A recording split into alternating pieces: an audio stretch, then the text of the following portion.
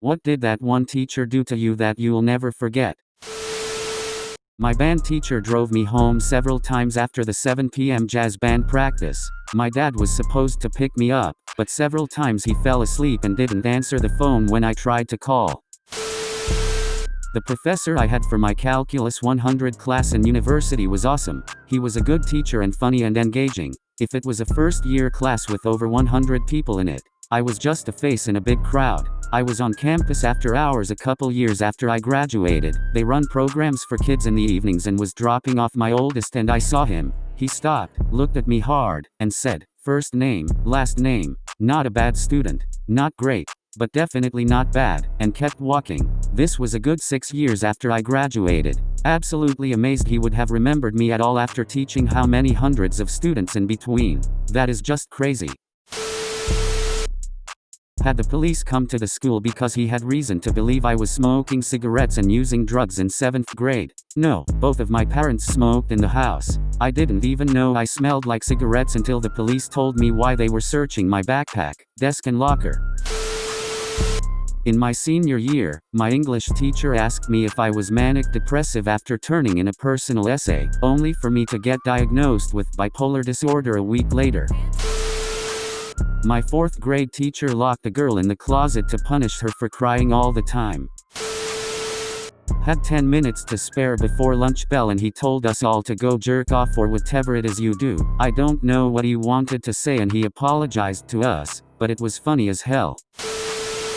There was the pretty old economy teacher who always talked about his fishing trips, who gave me an extra point for drawing a dead Kennedy's logo on my test. Then there was the history teacher who turned out to be a pedophile, who I had a whole conversation with about fur coats. And the art teacher who was literally always pregnant, and still is according to my friends who still go to that school. 5th grade. Teacher was shaking with anger because I put my math problems horizontally instead of vertically, or something really stupid like that. She snapped at me for not being able to follow simple directions and humiliated me. When she went to look at the paper of the boy next to me, he said, "I did it the same way." She smiled fondly and said, "Oh, Robert," as if she was amused. In high school, one of my teachers had this duckbill whistle, literally shaped like a duck's bill, and it made a quacking noise. She used it to get the class attention. One time I guess we were being extra rowdy and she blew the ever-living shit out of it and the class went stone dead quiet. She got this shocked look on her face, and then took her hairpin out and dropped it and the whole class heard it hit the ground and she got this big grin on her face and we all just busted out laughing. My PE teacher tried to keep me behind for no reason. I'm a complete goody two-shoes and he gave me my first ever detention for asking my friend about what textbook page we were reading after coming to class late following an appointment. The guy tried to make me pick bits of paper and rubber bands off the floor as he watched me do it. I walked out, with zero consequences. When I was in 7th grade, there was a teacher at my school that was essentially a love child of Santa and an elf.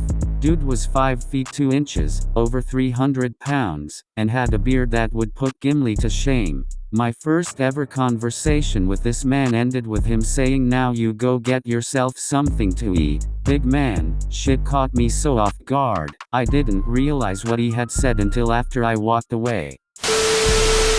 I called somebody stupid once when they got a question wrong and the teacher instantly made me stand up and spell stupid backwards. Got it wrong with the pressure and learned a lesson that day. Memorize stupid backwards before calling someone else stupid. Got it.